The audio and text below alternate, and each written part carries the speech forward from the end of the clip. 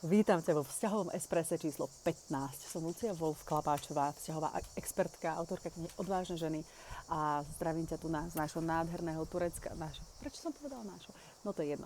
Jednoducho sme tu aj s mojím manželom po stopách Aristotela sme sa vydali a do Troje a za Cyrilom a Metodom a jednoducho úplne polovica antického sveta leží práve tu na týchto miestach, kde práve my teraz sme, takže je to nádherný výlet. Ale poďme naspäť k veci.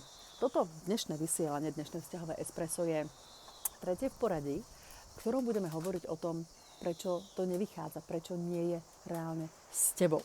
A hovorím tu primárne ku ženám, ktoré sú vo vzťahu s tým mužom, ktorého ja označujem ako nedostupný.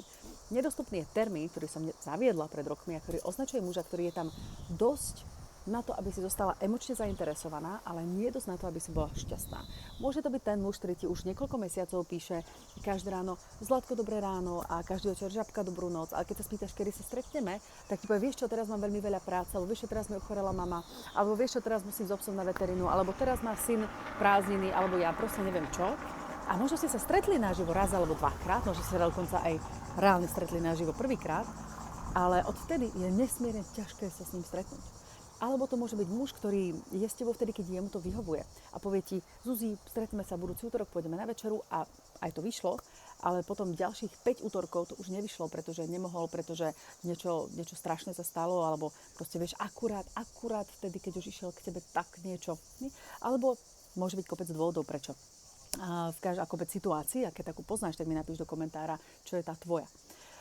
V každom prípade tá pointa je tá istá. Či to trvá týždeň, alebo to trvá 3 roky, stále nedostávaš to, čo by si naozaj potrebovala, aby si bola šťastná a spokojná. No a táto naša séria vysiela je o tom, prečo to nejde, prečo to tak je, prečo nie je s tebou a ako zmeniť svoju myseľ, ako prenastaviť svoju myseľ, aby si to mohla otočiť, pretože niektoré z týchto vzťahov šancu na úspech nemajú a to ti rovno hovorím. Opäť z rôznych dôvodov, pretože veľmi často ten pán už je dávno zadaný a ty o tom už ani nevieš, alebo jednoducho preto, že proste vzťah naozaj nie je jeho priorita, alebo, a tu sa dostávame k tej časti, ktorá má šancu vzťah ovplyvniť s ním, je pre teba nedostupný preto, lebo má ťa rád, chce byť s tebou, ale niečo v tom, čo ty robíš, znižuje tvoju hodnotu v jeho očiach, ako keby ho odrádza od teba. Takže keď zmeníš svoje správanie, ktoré vyplýva z tvojho vnútorného nastavenia, mentálno-emočného, tak máš šancu ten vzťah naozaj ovplyvniť. A to je, o čo nám tu ide. Takže, povedali sme si prvé 2 dôvody, ktoré sme si hovorili v predošlých videách a dnes si povieme dôvod číslo 3. A dôvod číslo 3, pre ktorý reálne strácaš hodnotu v jeho očiach, je, že ospravedlňuješ aj to, čo by si ospravedlňovať naozaj nemala. A opakujem to znova a stretávam sa s tým nesmierne často, takže ak som sa ťa dotkla, tak odpúšť, ale kde inde si povieme pravdu, keď nie tu. Takže ospravedlňuješ to, alebo ospravedlňujeme, ja som kedysi bola veľmi často v týchto situáciách, takže veľmi dobre rozumiem. Takže ospravedlňujeme v jeho správaní to, čo by sme naozaj ospravedlňovať nemali. To, kde nám naša bolesť, ide nejaký traktor. To, kde nám naša bolesť hovorí, že takto teda nie. Toto nie je OK, toto nie je v poriadku, toto nie je správne. Ale my si aj tak v hlave hovoríme, ale. Hej, typická situácia. To, čo som spomenula, dohodli ste sa, že útorok večer, jedeme o 6:00, sa stretnete niekde, alebo ťa vyzdvihne a pôjdete o 7:00 a pôjdete na večeru a on ti o 17:00, 2 hodiny predtým napíše, Zuzi, prepáč, dnes to nevíde. A ty, že OK. A keďže je to nedostupný muž, tak to nie je absolútne taký ten hajzl, kde si povieš, že vieš čo, kašlem na teba. Hej. Je to muž, s ktorým to ale predtým už vyšlo, s ktorým už ste mali pekný čas, s ktorým ste furt na telefóne, ktorý máš pocit, že ti rozumie a je tam v tom tvojom živote. Takže keď ti urobí niečo také, tak máš na začiatku tendenciu si povedať, ale OK, dobre, no tak je ti to ľúto, mrzí ťa to, možno si zaplačeš, možno sa nahneváš, proste je tam nejaká emočná reakcia, ale povieš si, OK, dobre. Lenže to sa deje pravidelne. Deje sa to pravidelne, alebo pravidelne, nedieje sa to pravidelne. Keby to bolo iba pravidelne, tak by si možno nebola. Ale ty s ním si, pretože sa to deje nie príliš často na to, aby si povedala dosť, ale príliš často na to, aby si nebola šťastná. Alebo ten ďalší príklad je to, že píšete si. On ti píše 5-krát denne, 10-krát, 20-krát, 30-krát, ale nemá čas sa s tebou stretnúť. Stretnúť sa je komplikované, z nejakého dôvodu je to proste ťažké. Ale ty to aj tak ospravedlňuješ. Rozumieš? On teraz nemôže, lebo ten syn je na prázdninách, lebo ja neviem, s bývalou sa rozvádza a nechce jej urobiť problém, aby sa naozaj s ním rozviedla. Alebo milión rôznych dôvodov, ktoré ty rozumieš, ale či sú odôvodnené alebo nie, možno hovorí pravdu, možno nehovorí, nevieš. V každom prípade výsledok je, že trpíš. Výsledok je, že ti nie je dobré. Výsledok je, že nemáš to, čo chceš. A potom niekedy áno, a potom to niekedy príde a dá ti tú pozornosť, tú lásku a tak ďalej. A ty máš pocit, že vlastne tu je ti dobré. A znova začneš ospravedlňovať všetko ostatné. Takže, vieš, ja som posledná, ktorá by hovorila, kašli na to, vykašli sa na ňo, hneď to skončí a tak ďalej. Možno máš kamošky, čo ti hovoria, kašli na to, skončí to.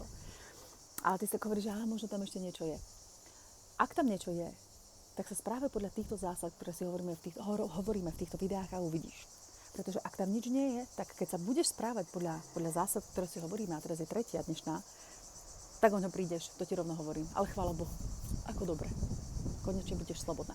Ale ak je to vzťah, ktorý by mohol fungovať, tak práve vďaka tomu, čo si hovoríme v týchto videách, stupne tvoja hodnota. A začne sa na teba pozerať inak. Takže keď tam bola šanca, aby ste boli spolu, skôr alebo neskôr. A to nehovorím, že bude zajtra, pozor. To môže chvíľku trvať, to môže trvať týždne. Máme prípady reálnych klientiek, kde to trvalo rok. Ale po roku ten muž prišiel naspäť a povedal, hej, rozhodol som sa pre teba. A požiadal ju o ruku. Nehovorím, že sa to stane vždy ani náhodou, ale je možné, že sa to stane. Ale určite sa to nestane, keď budeš pokračovať ako doteraz. Máš šancu, že sa to stane, ak sa budeš riadiť týmito princípmi, ktoré sú tu teraz hovoríme. To je nesmierne dôležité. Takže potrebuješ si vziať naspäť tú svoju cenu, vziať naspäť tú svoju hodnotu. Takže aké nastavenie mysle potrebujeme prijať? A nastavenie mysle, ktoré potrebujeme prijať v tomto prípade je, som sama sebe najlepšou priateľkou. A čo ty myslím? Keby tvoja kamoška prišla za tebou a opisovala ti muža, ktorý sa takto správa, čo by si jej povedala? Povedala by si jej, OK, to je v poriadku? Alebo by si jej povedala, a prečo mu toto toleruješ? Prečo? A to je presne to. Tvoj krok, ktorý treba urobiť je, staň sa samej sebe najlepšou kamoškou. Naozaj, vezmi si pero, papiera, z odstupu si trošku opíš, čo sa tam vlastne deje. A ja rozumiem, že to možno nevieš hneď zvládnuť. Ja rozumiem, že emócie sú silné. Ja rozumiem, že možno si sa rozhodla, že to je ten pravý. Ja viem, aké je to ťažké. Ja som prvá, kto vie, aké je to ťažké odpútať sa od takýchto vzťahov. Ver mi, fakt to viem.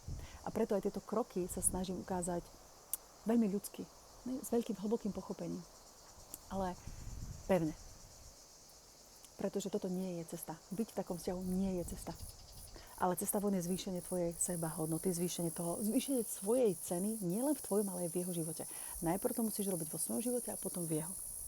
Pretože ty to vieš všade inde, ty si možno veľmi úspešná, darí sa ti v práci, vieš zarobiť peniaze, vieš sa postarať o deti, o mamu, otca, ja neviem, proste o celý svet. Si veľmi schopný človek. Ale vo vzťahoch, hej, tam sme to maličké dievčatko, čo túži po tej láske konečne po tom mužovi. No, hold, to úplne nefunguje. Takže, čo tu potrebuješ urobiť, je naozaj sa pozrieť na to, čo nie je ospravedlniteľné. A zároveň si tak aj hovoriť, ale nie tým, čo si sa pokúsila možno veľakrát predtým. Hodím ten telefón, zablokujem si ho, alebo vypnem ho na chvíľku, alebo sa s ním pohádam, alebo budem prosiť, čo ja viem. Ale jednoducho to bude o tom, že ty si najprv sama v sebe začneš uvedomovať, čo ešte áno a čo nie. Nemusíš vôbec nič nerobiť. Ale prestať to ospravedľovať. A žiadať za to, ak on prekročí hranicu, ktorá nie je OK, ako ti to vynahradí. Ale musí to urobiť, lebo pozor, veľmi veľakrát o to žiadame aj, ale ono sa to nikdy nestane. Aj to zostane v tom sne, v tej predstave, v tých sľuboch, nie v realite. Ale ty sa potrebuješ pozerať na realitu, na to, čo sa naozaj deje. Nie na to, čo ti sľubuje, na obrázky, ktoré kreslí tu a teraz. OK, tak mu povedz, hej, potrebujem, aby si vyriešil toto, potrebujem tu nás s týmto pomôcť. Neprišiel si včera? Dobre, chápem, ale už to urobil veľakrát a ja mám pocit, že ma neberieš vážne. Takto sa hrať nebudeme, môj drahý. Áno, mám ťa rada, chcem byť s tebou, ale toto fakt nie. Takže ak to myslíš vážne a je pravda, čo si mi povedal, že si naozaj nemohol, OK, ale ja chcem kompenzáciu. A povedz mu, čo chceš. Možno potrebuješ, ja neviem, vziať auto do servisu, nech ti vymením pneumatiku, tak ho to požiadaj. Možno potrebuješ príspevok na nový nábytok, tak mu to povedz. Možno potrebuješ, aby niečo iné zariadil, tak mu to proste povedz. A fakt sa neboj. Vážne sa neboj a uvidíš, čo sa stane. A teraz nemyslím tým, že máš byť to, že chcem od neho prachy.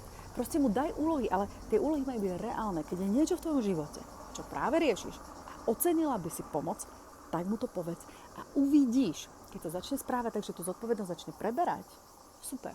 Ale keď ti začne hovoriť čokoľvek iné a vyhovárať sa a tak ďalej, alebo to neurobí a zase bude osľubovať, je to celé nezmysel a nikam to nevedie. Dobre? Takže začni naozaj byť sebe tou najlepšou priateľkou. Takže to je tretia vec, tretí bod, ktorý sme si povedali. Budeme mať ešte ďalšie dva v najbližších videách. Keď chceš všetky naraz, pretože tu na našom kanáli ich rozoberám postupne, aby som mala priestor ísť trošičku hlbšie. Ale keď nepotrebuješ až tak hlboký rozbor, ale chceš ich všetky pokope, aby si vedela, ktoré to sú prvý, druhý, tretí, štvrtý, piatý dôvod, prečo nie je s tebou, aj s krokmi, čo robiť, aby bol, ak tam tá šanca samozrejme je, tak klikni pod toto video, nájdeš tam link na tréning, ktorý sa volá Ako zariadiť, aby zostal s tebou. Ten som robila pred nejakou dobou, ale je nesmierne úspešný, veľmi dobrý, fakt je dobrý. Teraz som si ho pozerala znova, fakt je dobrý. Takže tam potrebuješ kliknúť a tam musíš aj zadať e-mail, aby som ti ho mohla doručiť priamo do e-mailu, do tvojho mailu, do tvojej mailovej schránky, aby si iba klikala a dorovno sa k nemu dostala, aby si ho nemusela nikde hľadať. A dostaneš sa vlastne ku koncíznemu vlastne obalu všetkých, alebo nie obalu, ale vlastne ku obsahu tak všetkých týchto 5 krokov a teda 5 dôvodov, prečo to nevychádza aj s krokmi ako na to. Takže to urob, klikni pod toto video a nájdi si tento tréning. Alebo ešte lepšie riešenie, staň sa členkou klubu Ako žiť s mužmi, pretože tam nájdeš tieto videá, ktoré tu vidíš teraz krásne zoradené pod sebou, bez reklam, bez vyrušení, pekne opísané aj s pracovnými listami. Ale nie sú úplne pracovné listy, sú také poznámky, to volám, takže pekne graficky nakreslené práve toto nastavenie mysle aj s krokom pre teba, ktorý potrebuješ urobiť. Takže to sú tvoje možnosti, alebo proste zostaň tu na našom kanále a pozri si videá predtým, videá potom, aj to je samozrejme absolútne legitímna možnosť. Takže vyber si, čo sa tebe teraz najbližšie hodí, podľa toho, ako intenzívne a ako rýchlo potrebuješ vyriešiť situáciu, v ktorej si. A ja sa s tebou lúčim. Lucia Wolf-Klapáčová z nášho vzťahového espressa. Prepáč, že ho nemám v ruke. Ideme práve z nádherného hotela, v ktorom som, počkaj, môžem ti to aspoň ukázať. Pozri sa. Krásne more tam v diaľke. Úplná nádhera. A za chvíľku vyrážeme do Troje. Za históriou, za poznaním, za, ako to nazvať, vrúsením mysle počas našich oddychových dní s mojím manželom. Maj sa krásne a vidíme sa tu v našom vzťahovom espresse na tomto kanáli. Čau.